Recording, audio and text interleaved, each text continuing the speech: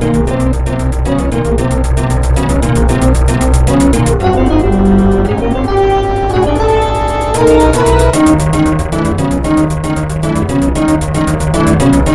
going on, Media Tsunami fans?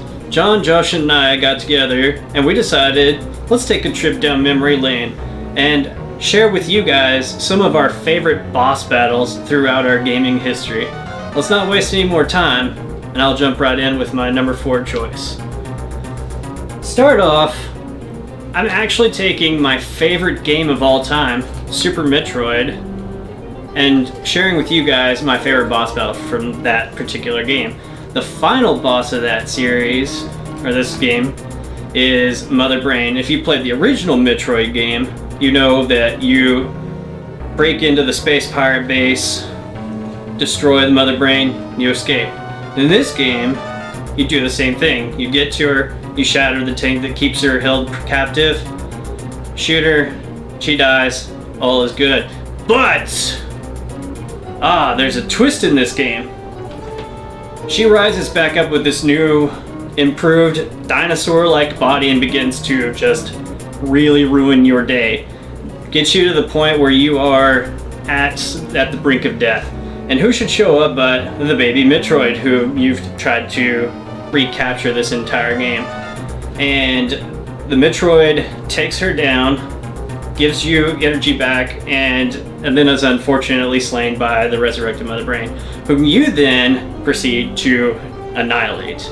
And what really stuck out with me about this fight, there's a few things. One is Super Metroid, like I said, is my favorite game of all time. It's actually the first game I remember beating, and so fighting that final boss was really a special moment for me. But even now, looking at it, there's no dialogue through the entire fight. You go through the emotions of desperation, like I'm about to die, hope when this Metroid shows up and saves you, a little bit of sadness seeing it die trying to protect you, and then this like, let's get it mother kind of moment whenever you finally take down Mother Brain. For my third favorite boss battle, I actually don't own a physical copy of this game, so I can't show you, but Dark Souls is a very new series that I've been introduced to in the past couple of years. And if you've ever played the game, there's 2 names that usually strike fear into the hearts of those who have witnessed this, and that's Ornstein and Smo, whatever you want to call them. Ornstein and Smo. These 2 you fight about halfway through the game, and I feel like that was probably the make or break point for most players. If you defeated them, you could do anything at that point. So you went through the rest of the game, head held high, and you were ready to go. If you're on the other end of that spectrum though, you got your butt beat more than once. Those guys, what makes them so much fun is you've got this fast, nimble warrior Ornstein, who's got good range, he's very quick, does still hit hard, but not quite as hard. And you have Smo, this big, slow guy who hits you like crazy. Like if he hits you once or twice, you're pretty much done. And so it was fun to try to balance those 2. Dodging this quick attacker, but also at the same time keeping your eye on this big guy who can basically 1 or 2 shot you if you're not careful.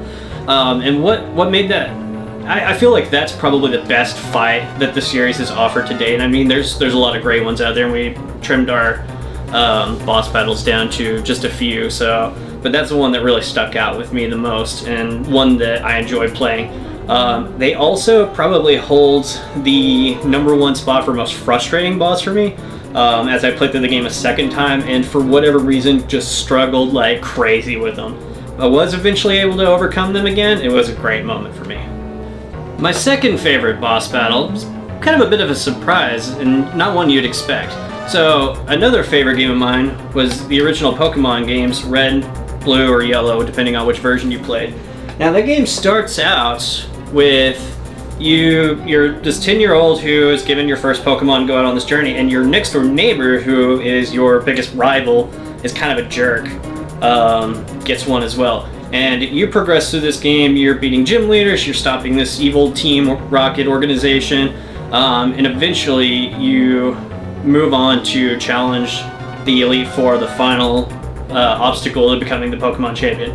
And who should be standing in your way but Blue, Gary, Buttface, whatever you decide to name him at the beginning of the game, standing there in the champion's chair, your rightful spot. no matter what you've done in the game, he's always been one step ahead of you. And he lets you know too. Every time you run into him, he has some snarky comment to make and just kind of put you in your place a little bit. And nothing feels greater than making a 10-year-old cry in a video game. Not in real life. That would be bad. Terrible. Gonna get lots of hate comments for that, and I'm sure. But anyway, no, getting to face off against this rival who is essentially your equal in every bit. Like, he's got some of the most powerful Pokemon available in the game on his team. It's very well made and really kind of forces you to be on the top of your game. But beating him, taking that place as champion, such a good feeling. Not your conventional boss, really, in the sense of like evil person you have to overthrow to advance or anything, but a very great one nonetheless. And for my number one favorite boss battle is actually a series of boss battles you fight kind of back to back, and that is from Legend of Zelda Twilight Princess. And you fight against, spoiler, Ganondorf. And if you've ever played a Zelda game, you know that that's a pretty common trope they like to do. This bad guy is not really the bad guy. Ganon's kind of pulling the strings behind everything. And when you find out he does, you're like, oh snap, gotta fight Ganondorf, this is gonna be awesome. And not only do you fight him once, you fight him 4 separate times. And each one brings in this unique experience. The first time you fight him, he's actually possessed Zelda. And so you have to fight this kind of magic type battle. Like, she attacks you with these magic based attacks, and you have to kind of react accordingly to that. Second phase, he transforms into Ganon, this giant beast, boar-like monster. And you can actually see on the cover here, you sometimes will transform into a wolf, just kind of depending on where, what point in the game you're in. And so the two of you kind of take on these beast-like forms and fight each other. The third fight, you actually chase him on horseback. Zelda's using her bow to kind of try to stop him, and so you've got not so much of a fight, but like this just race to try to catch him. And then in the end of all of it, might be somewhat easy, but was really a spectacle. And that is, you're surrounded, I think probably by a ring of fire, Johnny Cash reference there, and you're locked into a one-on-one duel with this guy. And so I played it on the Wii, so using the actual sword motion controls was kind of fun, actually trying to fight this guy. And some other series or entries in the series may have done Ganon fights better, but just the overall spectacle of this fight was what really set it apart for me. And in the end of all of it, you knock him to the ground, do your jump plunge attack into him, and it's just a really epic way of finishing it off.